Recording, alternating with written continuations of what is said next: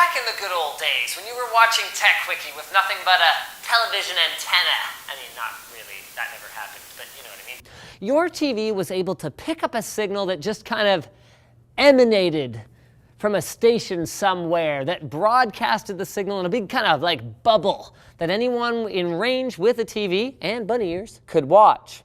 But of course, videos on YouTube and other sites don't work this way. Instead, internet traffic actually has to be routed to the correct place directly. And unlike an old school TV or radio signal, online data has to know where it's going. So how then does it do this? Well, this is where something called TCP/IP comes in, which stands for Transmission Control Protocol and Internet Protocol. Now, you may have seen some vague references to TCP/IP in your network card or browser settings, but what exactly is that? You can actually think of TCP/IP as a cake or a club sandwich, since the way it works is often conceptualized in layers. It's just that those layers are made up of computer code instead of icing or delicious corned beef. The topmost layer is called the application layer, which is what programs like your web browser directly interact with. This layer has protocols like HTTP if you're visiting websites or SMTP if you're checking your email. The next layer down is called the transport layer, where TCP lives, along with another scheme called UDP, which is a bit faster and useful for low latency applications like online games. After the application layer gets the data from whatever program you're using, it talks to the transport layer through something called a port. Now, each port can be assigned to a different protocol in the application layer so that TCP knows where the data is coming from. For example, most activity in your web browser will go through port 80, which is what HTTP always uses. Once TCP gets the data, it chops it up into small chunks called packets so that they can be disposed of in a nearby lake so no one will ever find, no, sorry, what were we talking about?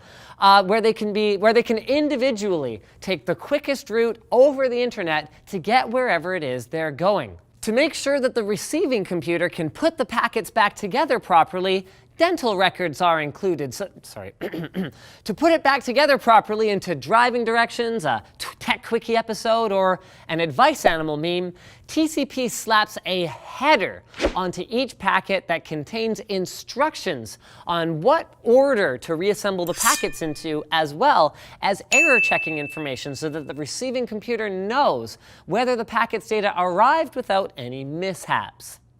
After this is done, the packets are pushed onto the creatively named Internet layer, which uses the Internet Protocol, or IP, to attach both the origin and destination IP addresses so the packet knows where it came from and where it's going.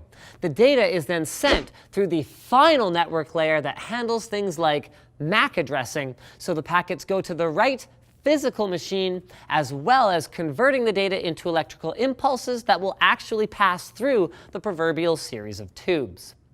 And although every single packet of data has to go through all of these layers, packet switching actually makes the internet faster than it would otherwise be, since it allows each packet to individually avoid congestion and bottlenecks that would occur if all the data had to travel along the same route during each session. TCP/IP also streamlines things further because it can deal with packets from all your computer's applications so that your browser or game doesn't have to do that by itself. So all this stuff going on behind the scenes means that you're usually not kept waiting for too long. At least not anymore, since TCP/IP didn't exactly save us from blocky videos back when we were all using phone modems that sounded like a couple of droids trying to have a conversation. Wouldn't that be funny, like a sci-fi movie set 30 years from the future where instead of the droids being like beep boop boop boop boop boop, they actually sound like modems? That's what modems are doing. I know that's what they're doing. Damn it, Taryn. Speaking of what modems are doing, they are telling the sites that you visit where you're visiting them from, and TunnelBear VPN lets you hide that data.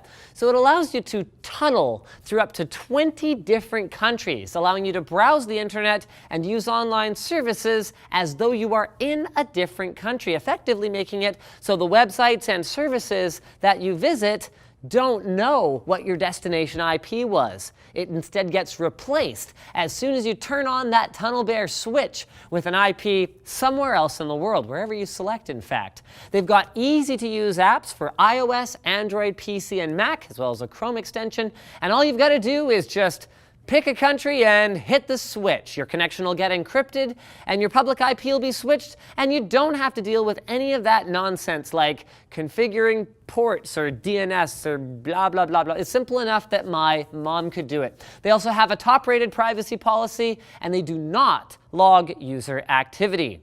The best part is you can try out TunnelBear for free with no credit card required with 500 megs of data at the link in the video description, and then you can save 10% when you decide to sign up for an unlimited data plan by heading over to our link, tunnelbear.com/Linus. Speaking of Terrence complaining, guys, like the video if you liked it, dislike it if you disliked it, check out our other channels like Channel Superfun over here, comment with a video suggestion below, and don't forget to subscribe and follow and all of that good stuff. See you next time.